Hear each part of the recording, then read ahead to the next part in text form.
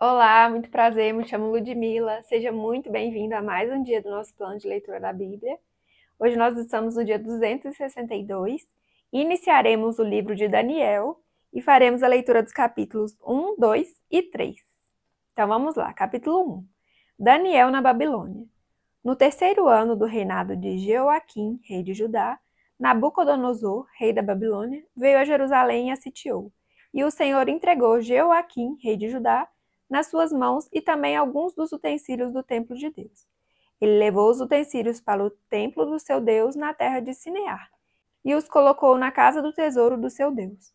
Depois o rei ordenou a Aspenaz, o chefe dos oficiais da sua corte, que trouxesse algum dos israelitas da família real e da nobreza, jovens sem defeito físico, de boa aparência, cultos, inteligentes, que dominassem os vários campos do conhecimento e fossem capacitados para servir no palácio do rei.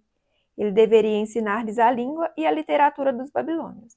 De sua própria mesa, o rei designou-lhes uma porção diária de comida e de vinho. Eles receberiam um treinamento durante 3 anos e depois disso passariam a servir o rei.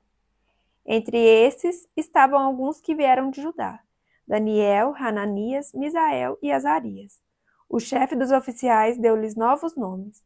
A Daniel deu o nome de Beltesazar, a Hananias, Sadraque, a Misael, Mesaque e a Azarias, Abed-nego. Daniel, contudo, decidiu não se tornar impuro com a comida e com o vinho do rei e pediu ao chefe dos oficiais permissão para se abster deles.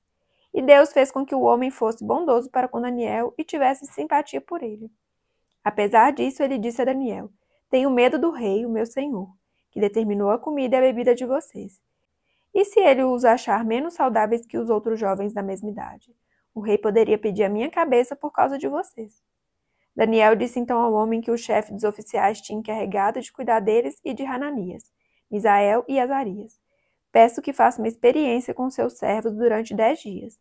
Não nos dê nada além de vegetais para comer e água para beber.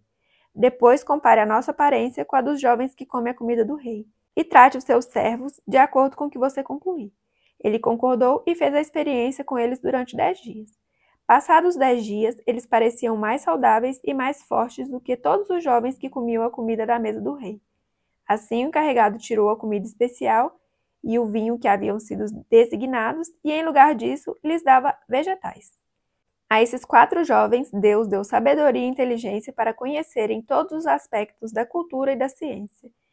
E Daniel, além disso, sabia interpretar todo tipo de visões e sonhos. Ao final do tempo estabelecido pelo rei para que os jovens fossem trazidos à sua presença, o chefe dos oficiais os apresentou a Nabucodonosor. O rei conversou com eles e não encontrou ninguém comparável a Daniel, Hananias, Misael e Azarias, de modo que eles passaram a servir o rei. O rei lhes fez perguntas sobre todos os assuntos que exigiam sabedoria e conhecimento e descobriu que eram 10 vezes mais sábios do que todos os magos e encantadores de todo o seu reino. Daniel permaneceu ali até o 1º ano do rei Sírio. Capítulo 2. O sonho de Nabucodonosor. No 2º ano de seu reinado, Nabucodonosor teve sonhos.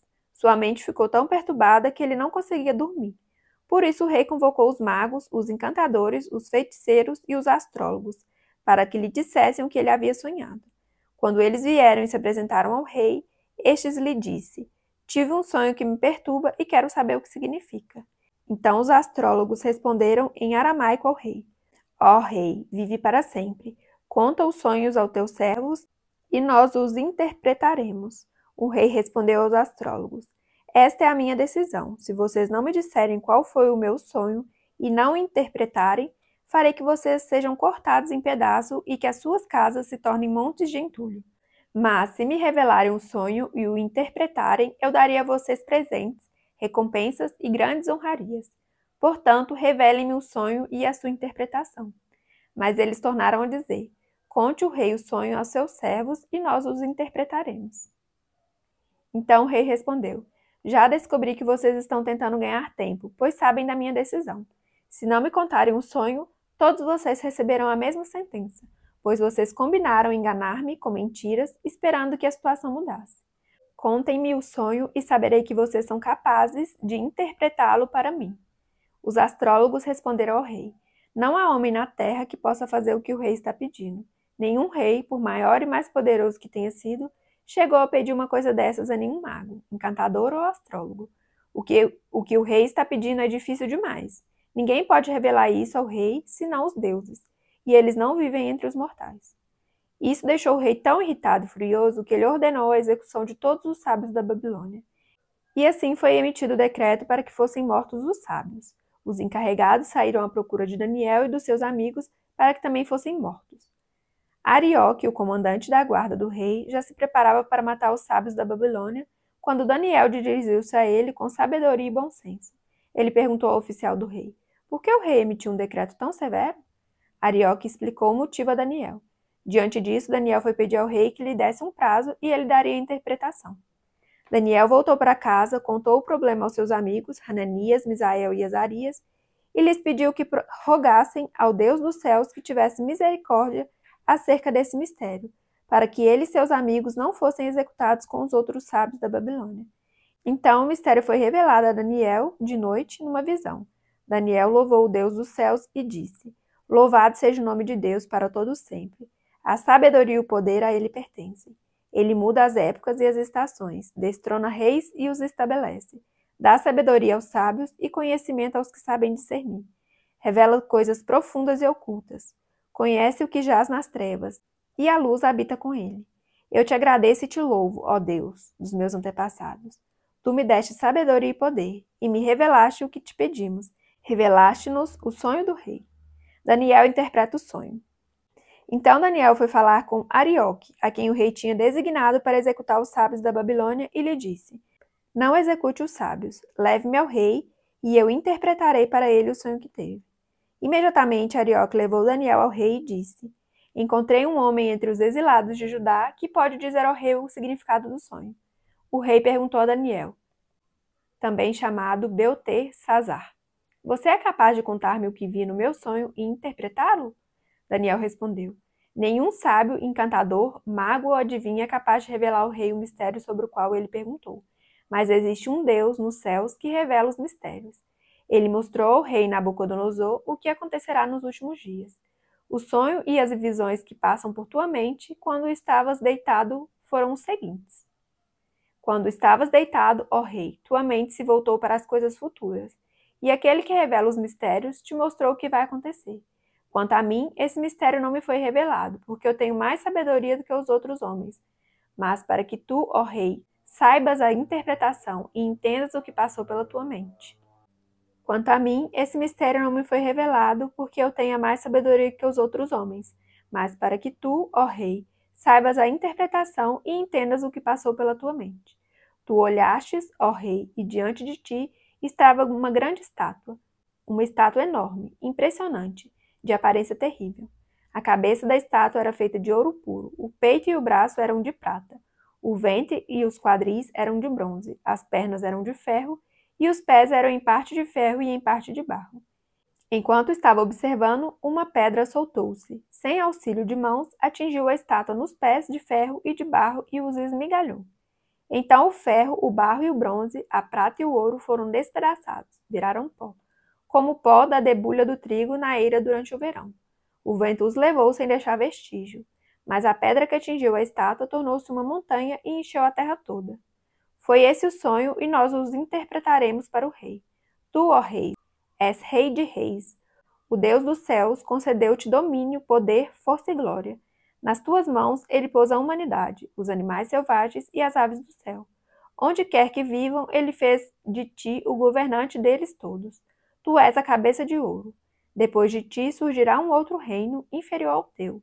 Em seguida surgirá um terceiro reino, reino de bronze que governará toda a terra.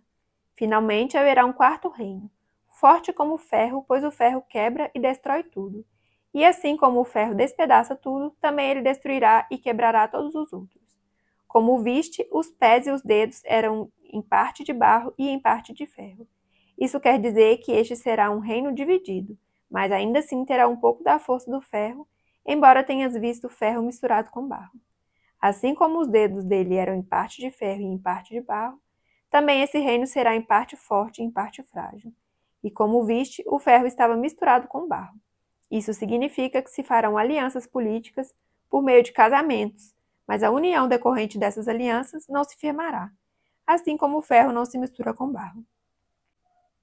Na época desses reis, o Deus dos céus estabelecerá um reino que jamais será destruído e que nunca será dominado por nenhum outro povo. Destruirá todos os reinos daqueles reis e os exterminará, mas esse reino durará para sempre. Esse é o significado da visão da pedra que se soltou de uma montanha. Sem auxílio de mãos, pedra que esmigalhou o ferro e o bronze, o barro, a prata e o ouro. O Deus poderoso mostrou ao rei o que acontecerá no futuro. O sonho é verdadeiro e a interpretação é fiel. Então o rei Nabucodonosor caiu prostrado diante de Daniel, prestou-lhe honra e ordenou que lhe fosse apresentada uma oferta de cereal e incenso. O rei disse a Daniel: não há dúvida de que o seu Deus é o Deus dos deuses, o Senhor dos reis e aquele que revela os mistérios, pois você conseguiu revelar esse mistério. Assim o rei pôs Daniel num alto cargo e o cobriu de presentes. Ele o designou governante de toda a província da Babilônia e o encarregou de todos os sábios da província. Além disso, a pedido de Daniel, o rei nomeou Sadraque, Mesaque e Abidnego administradores da província da Babilônia, enquanto o próprio Daniel permanecia na corte do rei. Capítulo 3. A imagem de ouro de Nabucodonosor. O rei Nabucodonosor fez uma imagem de ouro de 25 metros de altura e 2,70 metros de largura, e a ergueu na planície de Durá, na província da Babilônia.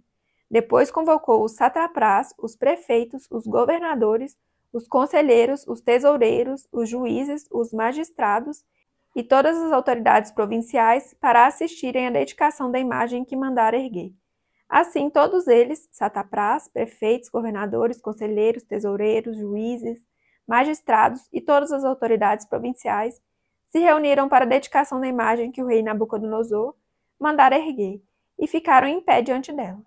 Então o arauto proclamou em alta voz: esta é a ordem que é dada a vocês, ó homens de todas as nações, povos e línguas. Quando ouvirem o som da trombeta, do pífaro, da citara, da harpa, do salteiro, da flauta dupla e de toda espécie de música, prostem-se em terra e adorem a imagem de ouro que o rei Nabucodonosor ergueu. Quem não se prostrar em terra e não adorá-la, será imediatamente atirado numa fornalha em chamas. Por isso, logo que ouviram o som da trombeta, do pífaro, da citara, da harpa, do saltério e de toda espécie de música, os homens de todas as nações, povos e línguas prostraram-se em terra e adoraram a imagem de ouro que o rei Nabucodonosor mandara erguer. Nesse momento, alguns astrólogos se aproximaram e denunciaram os judeus, dizendo ao rei Nabucodonosor: ó rei, vive para sempre.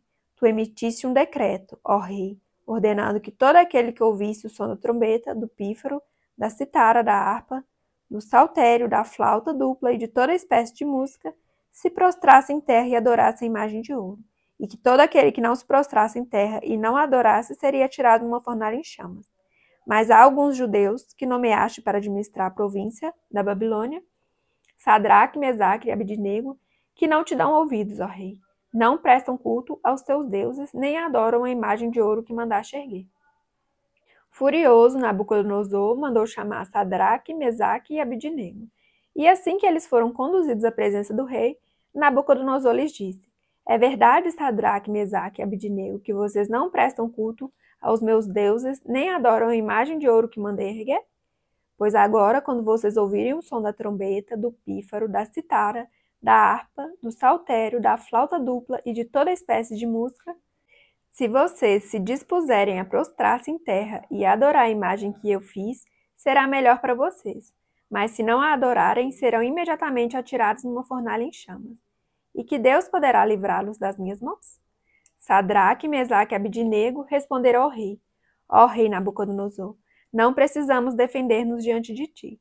Se formos atirados na fornalha em chamas, o Deus a quem prestamos culto pode livrar-nos, e ele nos livrará das tuas mãos, ó rei. Mas se ele não nos livrar, saiba, ó rei, que não prestaremos culto aos teus deuses, nem adoraremos a imagem de ouro que mandaste erguer. Nabucodonosor ficou tão furioso com Sadraque, Mesaque e Abidnego que o seu semblante mudou. Deu ordens para que a fornalha fosse aquecida 7 vezes mais que de costume, e ordenou que alguns dos soldados mais fortes do seu exército amarrassem Sadraque, Mesaque e Abednego, e os atirassem na fornalha em chamas. E os 3 homens vestidos com seus mantos, calções, turbantes e outras roupas foram amarrados e atirados na fornalha, extraordinariamente quente. A ordem do rei era urgente e a fornalha estava tão quente que as chamas mataram os soldados que levaram Sadraque, Mesaque e Abednego, e estes caíram amarrados dentro da fornalha em chamas. Mas logo depois o rei Nabucodonosor, alarmado, levantou-se e perguntou aos seus conselheiros: Não foram 3 os homens amarrados que nós atiramos no fogo? Eles responderam: Sim, ó rei. E o rei exclamou: Olhem, estou vendo 4 homens desamarrados e ilesos, andando pelo fogo, e o quarto se parece com um filho dos deuses.